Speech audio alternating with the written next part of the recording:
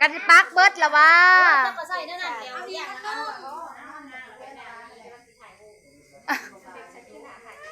เค้ก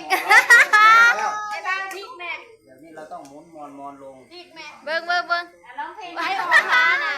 เค้กวันเกิด เค้กนกอะไร40 บาทไม่ต้อง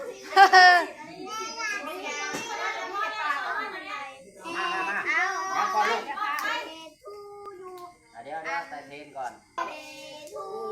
หมดไฟ Happy birthday to you โอ้ยตกใจเด้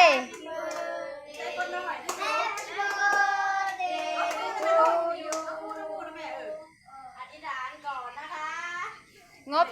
งบ40 บาท เดี๋ยวตะวันเป่าก่อนละ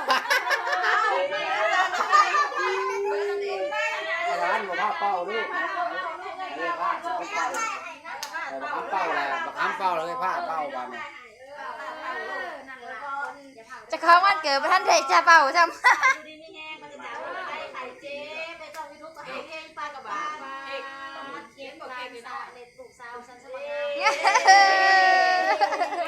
ย่างกว่าอยู่แล้วก่อนละ100,000 200,000น่ะนี่ได้น่ารักเสมอเนาะประมาณกันน้อย40 บาทจ้า อันนี้นะบริโภคยังดอกอันนี้นะ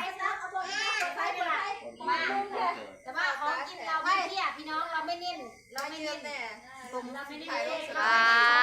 ว อ้วนแล้ว อาหารอบอุ่นแห้งพี่น้องมื้อนี้